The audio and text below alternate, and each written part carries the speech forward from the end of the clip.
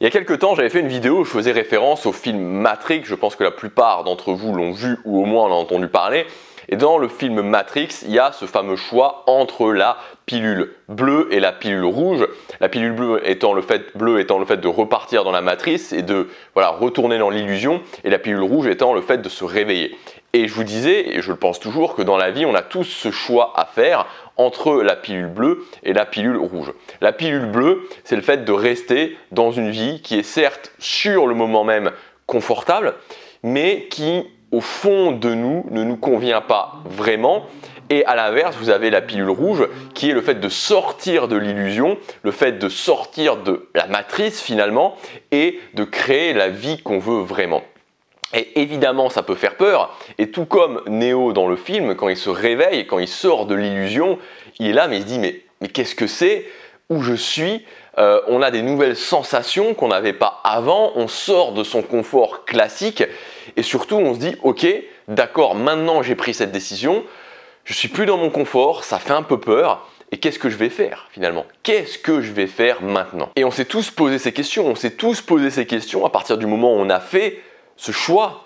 Une minorité de gens font ce choix. Vraiment, une minorité de gens font ce choix. Beaucoup de gens, une majorité, font le choix de rester dans la matrice, font le choix de continuer avec la pilule bleue, font le choix de continuer dans l'illusion. Est-ce qu'on peut leur en vouloir? Est-ce qu'on peut les juger pour ça? C'est plus simple, c'est sûr, c'est plus simple. Et quand on fait ce choix de sortir, on s'est tous posé ces questions-là. On s'est tous demandé qu'est-ce que je vais faire maintenant? Qu'est-ce que je veux vraiment? Quelle est ma voie? Dans cette vidéo, je voudrais vous donner plusieurs clés qui vont vous permettre de répondre à ces questions-là, qui vont vous permettre d'aborder plus sereinement finalement ces nouveaux horizons qui s'ouvrent à nous quand on sort d'une vie par défaut. La première chose, c'est que trouver sa voie, c'est un chemin. Il faut bien en être conscient, c'est-à-dire qu'il n'y a personne qui va pouvoir vous dire « Ok, c'est ça, tu dois faire ça de cette façon-là, c'est certain ». En fait, on a ce réflexe-là parce que c'est justement le côté matrice, le côté vie par défaut où on nous dit ta vie, ça va être ça va être de faire des études avec quelque chose qui te donne un débouché, puis d'avoir un travail avec un CDI où tu vas pouvoir gagner 2000 à 2500, 3000 en fin de carrière. Voilà, tout un chemin tout tracé. On a été élevé dans ce chemin-là. On nous a fait penser qu'il y avait que ce chemin-là et que ce chemin-là était le bon chemin et que surtout il y avait un chemin sûr. Et quand on en sort, on s'aperçoit justement que c'est pas vraiment un chemin, c'est-à-dire que c'est pas quelque chose de sûr. Il y a plusieurs chemins autour de nous qu'on peut emprunter, sur lesquels on peut revenir. Il n'y a pas de problème avec ça, mais il n'y a pas une certitude absolue.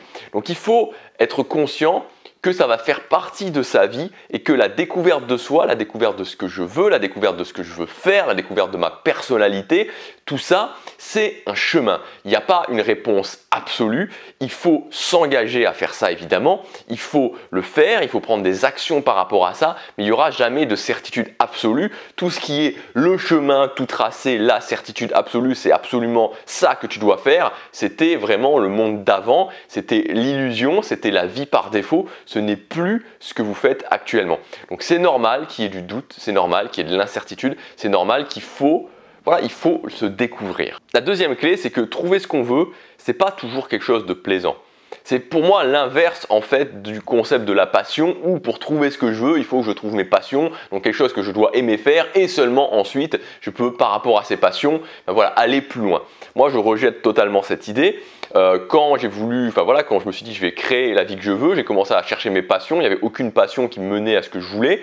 Aujourd'hui, tout ce que je fais, tout ce qui m'amène beaucoup de résultats et énormément de satisfaction dans ma vie ne sont pas des choses où je suis parti d'une passion, en aucun cas. C'est souvent des choses où je suis parti d'obstacles qui me faisaient peur et que j'ai réussi à franchir petit à petit, encore une fois, pas comme une machine, petit à petit.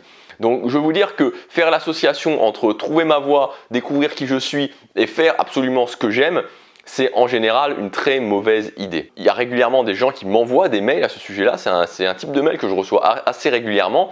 Le côté, je voudrais faire ça, je voudrais atteindre cet objectif-là, mais j'aime pas faire ça, je voudrais réussir à faire ça, mais il y a ça que j'aime pas faire. Est-ce que je suis obligé de me forcer à faire des choses que j'aime pas? Et ce que je voudrais vous dire, c'est que dans n'importe quel objectif, voire même vision, voire même rêve, il y a forcément des choses que vous n'allez pas aimer faire.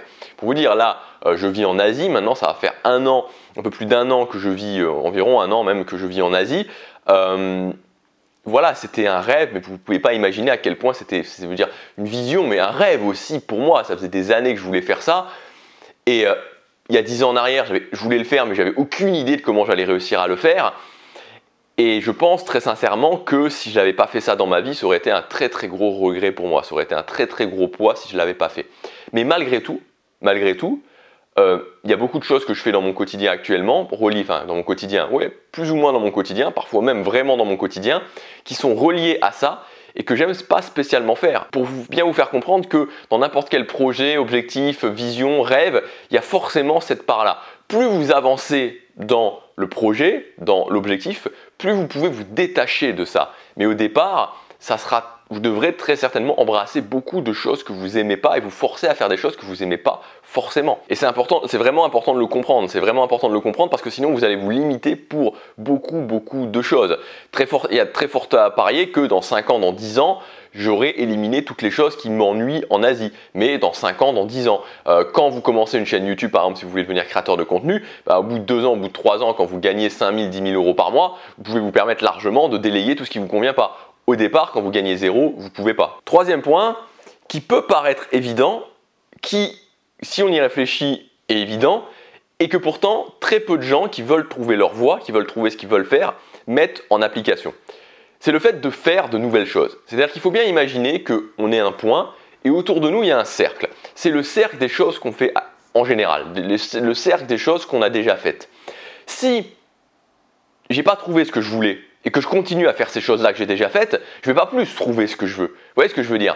Donc il faut impérativement sortir de ce cercle et faire de nouvelles choses.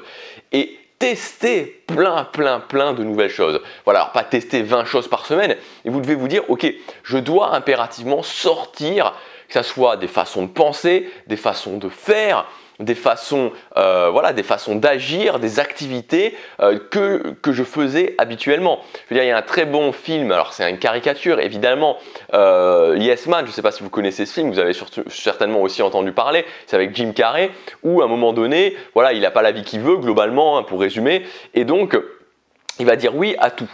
Et il dit oui à tout et sa vie se transforme complètement. Mais en fait, je veux dire, ça serait le cas pour n'importe qui, parce que pourquoi? Dans la vie, on a tous plein d'opportunités, mais très souvent, on va dire non à ces opportunités. On dit non à ces opportunités parce qu'on ne les a pas déjà faites, parce que ce n'est pas des choses qu'on connaît déjà, ce n'est pas une façon de faire qu'on a déjà réalisée.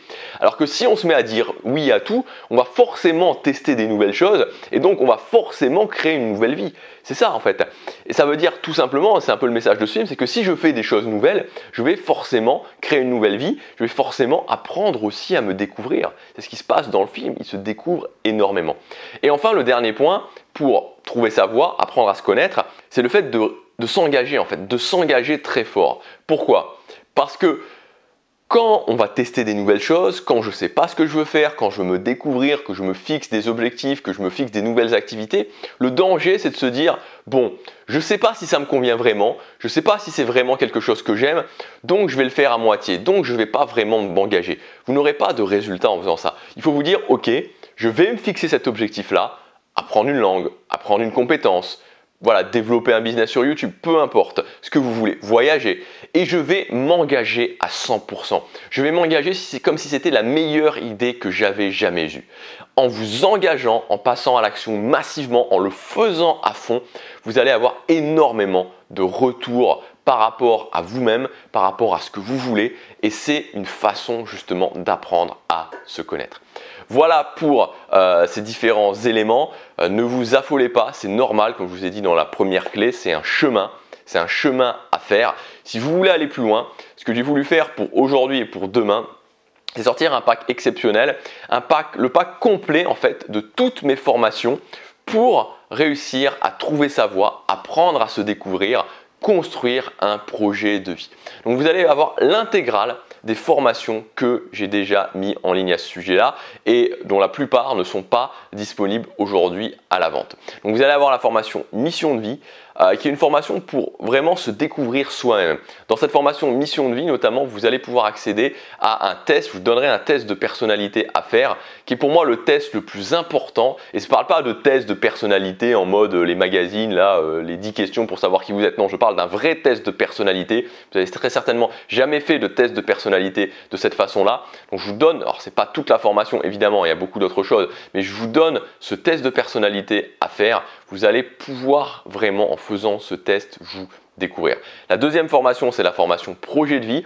Donc là, on est dans une formation beaucoup plus concrète où je vais vous expliquer exactement comment développer et afficher aussi un projet de vie, soit un projet de vie moyen terme, sur 3 ans, sur 5 ans, ou soit un projet de vie plus long terme, sur 10 ans. C'est vous qui allez pouvoir choisir et c'est quelque chose, cette formation est très très concrète. On va voir dans les différents domaines de votre vie comment établir les visions, les objectifs, les étapes. Vous verrez, à la fin, vous aurez un grand schéma à afficher où ça sera clairement votre projet de vie.